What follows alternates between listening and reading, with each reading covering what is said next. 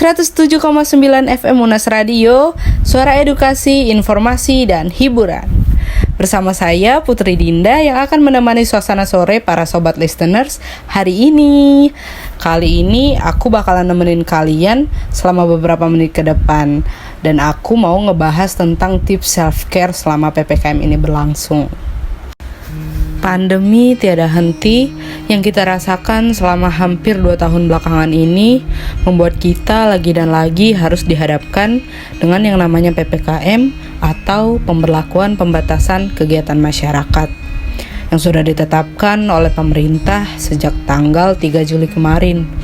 Yang pasti para listeners di rumah ngerasa bosan banget gak sih sekarang? Apalagi lonjakan kasus COVID-19 ini masih saja belum berhenti, yang terkadang membuat kita stres dan kebingungan. Tetapi tenang saja ya sobat listeners, kali ini kita bakalan bahas apa aja sih tips self-care selama pandemi dan PPKM ini berlangsung.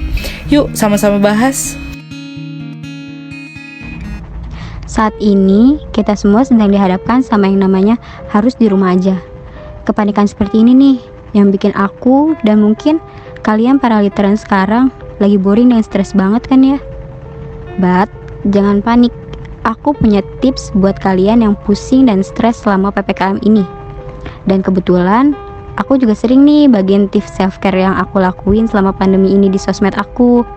Aku emang hobi sih ngebagiin informasi yang bermanfaat kayak gini.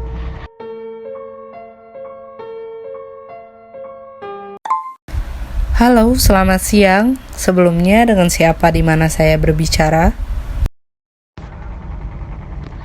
Ya, selamat siang. Perkenalkan, nama aku Adita. Aku mahasiswa di salah satu perguruan tinggi swasta yang ada di Jakarta. Iya, langsung aja karena di sini kita akan berbagi kepada para listeners tentang tips self-care selama pandemi dan PPKM ini berlangsung ya. Dan Kak Adita sering nih ngebagiin tipsnya di sosmed. Boleh dibagikan kepada listener juga nih Kak, apa saja sih tipsnya? Oke. Jadi sebenarnya aku emang suka sih berbagi tips kayak gini. Dan tips self-care selama pandemi ala aku itu sebenarnya simple. Dimulai dari kebersihan sih. Jaga kebersihan itu penting banget kan ya. Apalagi pandemi kayak gini. Pertama ya, kita tuh harus patuhi prokes yang ada. Itu wajib. Dan aku juga biasain setiap aku pergi dari luar, aku tuh selalu ganti pakaian aku dan minimal aku rendam dulu. Terus nih, setiap pagi aku juga selalu bersihin kamar aku. Biar keadaan kamar tuh lebih nyaman aja gitu kalau bersih. Dan jangan lupa ganti spray dan sarung bantal setiap seminggu sekali, biar kita tuh lebih bersih aja gitu dari virus-virus yang ada. Nah, setelah itu lakuin hal-hal yang mungkin kalian sukain, atau mungkin hobi kalian yang udah lama gak kalian laksanain.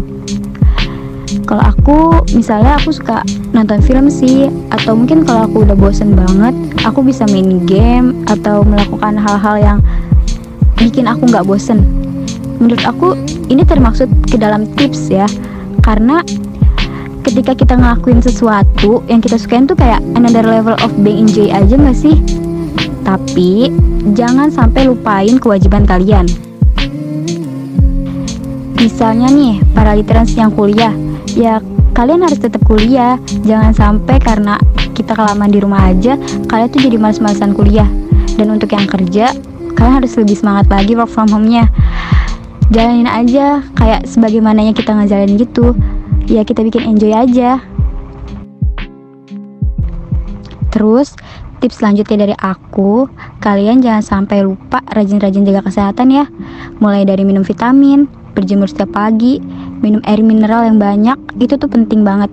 Dan jangan lupa jaga pola makan kalian. Jangan sampai imun kalian tuh turun. Sama kalau misalnya kalian punya keluhan gejala, ya langsung tanya ke dokter. Jangan dibiarin, takutnya bahaya untuk diri kalian sendiri. Dan last but not least, selalu beribadah dan berdoa pada Tuhan yang Maha Kuasa. Ini penting banget. Di masa pandemi kayak gini, kita harus banyak-banyakin ibadah guys.